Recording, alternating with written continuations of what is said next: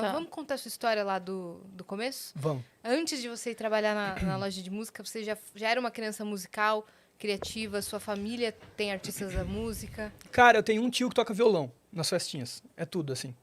Eu sempre não tinha nenhum artista na família, então para mim até foi um negócio estranho de entender que dá. Quando você entende que pode. Tipo assim, porque ganhar vida, até financeiramente falando com música, é um troço muito doido, assim. Eu lembro que os meus pais me apoiaram porque eu sempre, que nem eu falei, eu sempre fui desde criança, assim, muito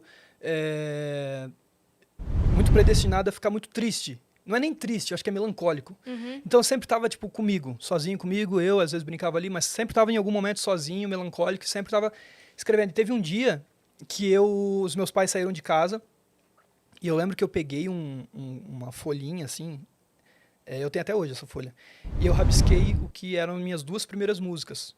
E no dia bateu um vento muito doido, assim, eu lembro que eu fiquei assustado, que bateu porta, janela, tudo.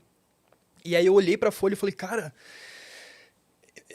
até hoje eu acho que às vezes eu vivo caçando a mesma sensação que eu senti aquele dia, assim, na hora de escrever uma música. Porque foi um negócio tão eufórico, que é basicamente talvez o que a Lívia sentiu quando escreveu a primeira música dela, aos 7, eu senti, sei lá, aos 13, 14 eu tinha. Uhum. E aí eu fiquei com aquela sensação do tipo, cara, isso aqui não existia, e agora existe, porque eu tinha um violão, mas eu não sabia tocar as músicas que eu gostava de ouvir. Então eu escrevi as minhas próprias músicas. Essa foi a minha ideia, do tipo, pô, eu não consigo tocar essa música do Legião Urbana, sei lá. Então, eu vou ter que escrever as minhas, porque eu só sei 2 acordes. Não tem uma música que eu gosto que tem só 2 acordes. Eu comecei a fazer 2 acordes e escrevi.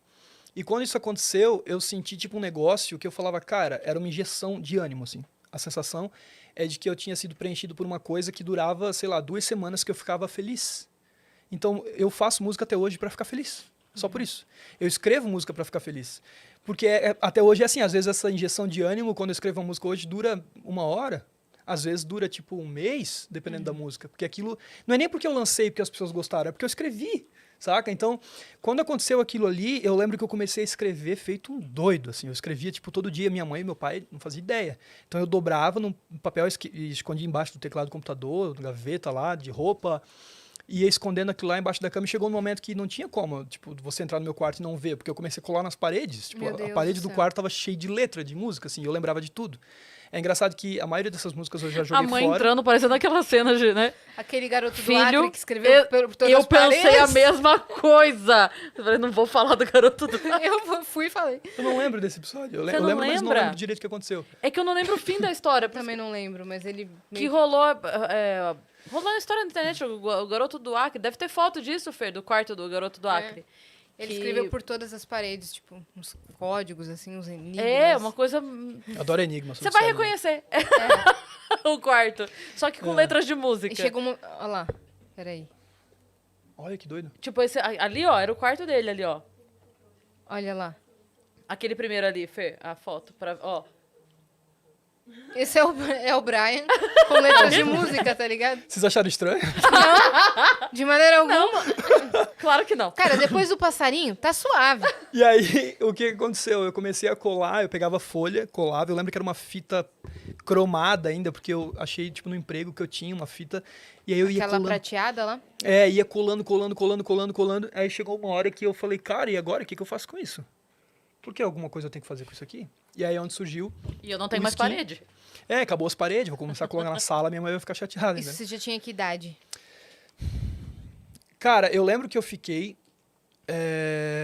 em 2016, eu já escrevia muito, só que eu parei de escrever durante uns 10 meses. Eu entrei num relacionamento muito doido e eu não encostei no violão durante 10 meses. E eu entrei numa depressão muito doida, assim, eu não saía da minha cama. E aí eu lembro que os meus pais sempre tinham esse cuidado, tipo, pô, você quer fazer música mesmo? Tem certeza, sabe? Mas quando eles viram, eu falei muito abertamente, falei, pai, é o único negócio que faz eu me sentir vivo, cara. Não é fazer um show, porque eu nem vivi isso ainda. Nem, tipo, tentar seguir uma carreira de música. Mas música é a única coisa que faz eu querer continuar vivendo. Eu tenho um monte de coisa que me daria motivos suficientes para querer continuar vivo. Mas a música é um negócio que preenche minha alma. Eu vivo por isso. E eu percebi que eu estava tanto tempo longe que sempre quando eu pegava o violão e colocava a caneta no papel, fazia... Aí fazia sentido. Aí eu falava, cara... eu quero ficar aqui pra sempre, né? Tipo, quero criar uma rotina de escrever músicas. Eu não queria parar, eu não queria almoçar, eu queria escrever música.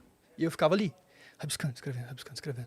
Porque aquilo ali não era, eu não digo nem que era uma terapia, era tipo o meu motivo maior. Então, quando eu voltei a escrever e comecei a me sentir vivo de novo e comecei a respirar isso, eu arrumei esse emprego nessa loja de instrumentos. Antes eu trabalhava numa fábrica que fazia roupas de ginástica, essas coisas e tal. Eu ficava fechando caixa de papelão o dia inteiro, assim, e fazendo música na minha cabeça, assim. Eu chegava em casa, anotava e tudo mais. E aí nessa loja de instrumentos, eu lembro que quando eu cheguei pra trabalhar lá, esse meu ex-patrão falou pra mim... Vendia roupas? Você tem... Só instrumentos? Pianos e roupas? Não, lá era só instrumentos. Nossa, que pobre. Nossa, que loja mais chata. Aí eu cheguei lá e vendia eletrônicos também, e eu instalei Sky Gato durante um tempo também. Isso aconteceu. Eu não sei se podia falar isso, a Debbie. Abraço, Sky. Patrocínio foi indo por água abaixo nesse momento. E aí, não, mas aconteceu. Eu precisava muito de grana e lá vendia esses planos da Sky. E aí eu falava, tem esse plano aqui, tem esse plano aqui, tem esse plano mais barato. Aí a pessoa falou, não, mas o mais barato ainda não dá. Eu falei, então, eu tenho um pacote especial. E aí, só que era o pessoal do balcão que vendia, eu vendia os violões. Só que eles me chamavam, me davam um troco lá, R$50, pra ir lá instalar a antena, porque tinha que subir na escada, era alto pra caramba nas casas, às vezes, pra colocar o negócio. E quando o pessoal não pagava, você tinha que tirar a antena. Então você tinha que entrar na casa da pessoa e falava, E tirava o gato. mas eu tô assistindo um filme. Desculpa, meu amigo, eu vou tirar essa antena aqui, já instalava no outro lugar e tudo mais. E foi naquela loja ali que eu escrevi muitas músicas também, porque os donos da loja sempre me apoiaram muito, assim, tudo mais. Meus pais já tinham entendido que ou eu fazia música ou eu adoecia, literalmente falando. Então eles falaram, cara, se é isso que tu quer, bora, tipo, no que eu puder te ajudar, vamos nessa. Tinha alguma outra opção na sua cabeça? Cara, possível, eu tipo... mentia pra mim, assim. Eu falava, cara, eu lembro que eu me inscrevi num curso na faculdade de psicologia, e eu tava com o boleto pra pagar na mão, assim, na fila pra pagar. E aí eu lembro que eu tava me tremendo. Eu falava, cara, eu não quero fazer isso. Eu não quero fazer isso. Eu quero fazer música, porque eu já faço música. E eu não quero que a música esteja nesse lugar de tô no meu quarto escrevendo e trabalhando com qualquer outra coisa. Eu quero viver o máximo que isso pode me dar. Uhum. E aí eu lembro que eu tava nessa fila e falei, vou fazer o seguinte. Eu rasguei assim, dei pra menina, a menina não entendeu nada. Falei, beleza, jogou no lixo. E aí eu falei, cara, eu vou pra cá. Não, eu fiquei meia hora na fila, cheguei pra pagar, eu rasguei e falei, joga no lixo. Enfim. Tem que ir até o final Cara, eu realmente tô me sentindo muito doido aqui falando isso, mas tudo bem. E aí eu cheguei em casa, eu falei, cara, foi um episódio que me marcou muito, porque na época que eu me joguei pra fazer isso mesmo, eu tava muito mal, porque eu tava muito nessa fase do que eu vou fazer, como é que vai ser, o que eu amo escrever música, eu amo viver isso, ouvir música, respirar música, mas preciso pagar minhas contas, como é que eu faço? Uhum. E aí eu lembro que eu voltei desse episódio e eu tava muito mal, assim. Tava com uma depressão muito bizarra. E aí um dia, não vou nem entrar em detalhes aqui, porque é bem triste, é bem chato. Mas eu cheguei em casa e falei, cara, não faz sentido nenhum continuar vivo. Então eu vou fazer um negócio. Eu vou ali, sei lá, eu trabalhava no sábado até meio-dia, mais ou menos.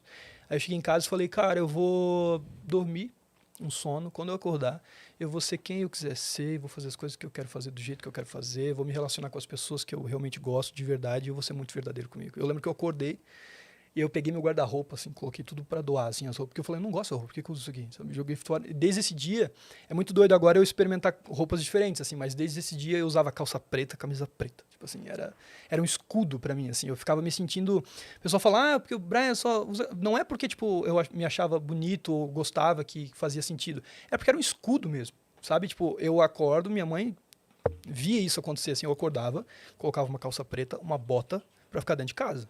Dentro de casa com uma bota preta, uma calça preta, uma camisa preta, às vezes camiseta branca. E eu fiquei assim durante muito tempo. Aí chegou no momento que eu realmente falei, tá, então vamos fazer acontecer. Aí nasceu um outro Brian, que é o Brian que queria ver as coisas acontecendo, além de escrever as músicas. E eu lembro que ali foi muito legal, porque na época, tipo, hoje eu tô com a Universal Music. Eu achava que a Universal fazia filme. Nem sabia, né, como é que funcionava as coisas, só fazia música e tal. Então ali eu falei, como é que eu faço isso aqui acontecer? Enquanto compositor, que era o que eu queria ser, era como eu me imaginava. Uhum. E aí apareceu o Pedro, eu trabalhava já nessa loja de música. Eu lembro que eu tava vendendo um par de baquetas pro Dani, que era a batera dele, Laurentino. Falei, Dani e tal, tem um monte de música e tal, não sei o que fazer direito. Eu vi que o Skin tá tá precisando de umas músicas pra um disco novo. Você não mostrava a música pra ele? Ele falou, não, te passo o WhatsApp dele. Eu falei, puta que pariu. Nossa. Tá, eu lembro que eu fiquei escrevendo a mensagem e apagando várias vezes, assim. Eu falei, Pedro, tal, eu sou o Brian aqui. Tô te mandando uma música aí e tal. Aí ele me ligou, falou, cara, eu vou aí e tal. Eu acho que eu contei ao vivo isso? Contou. Conto, né? Aí Chegou com uma patinete? ele chegou com um patinete elétrico, assim, eu nunca me esqueço da cena. Ele chegando assim, todo ripongo, assim, com o patinete elétrico. E aí ele e o Lucas me levaram pro estúdio. E ali as coisas começaram a acontecer, assim, que eu vi que dava pra fazer. Eu falei, cara, eu posso cantar. Eu lembro que eu ouvia na época, até hoje, assim, muito o Nando Reis. E eu vi uma entrevista do Nando que ele falou exatamente o que ele sentiu com o Neil Young, se eu não me engano. Que ele falou, porra, ele tava saindo do Titãs e viu um disco do Neil Young e falou, pô, se esse cara canta, mano, e defende as próprias músicas, e é muito particular o jeito que ele canta, né? O Neil Young, aquela coisa. O Nando falou, pô, eu também posso. E quando eu vi o Nando, eu falei, cara, esse cara, eu não olho pra ele cantor-compositor, eu olho pra ele compositor-cantor. Então eu vou fazer, vou me jogar também, porque que se dane se ninguém gostar da minha voz. Que se dane se eu ficar nervoso, que se dane tudo. Essas são as minhas músicas, eu tô colocando elas no mundo. Se isso um dia conseguir fazer com que eu toque na minha cabeça, né? Que eu toque num bar e pague as minhas contas, que se foda, eu vou fazer.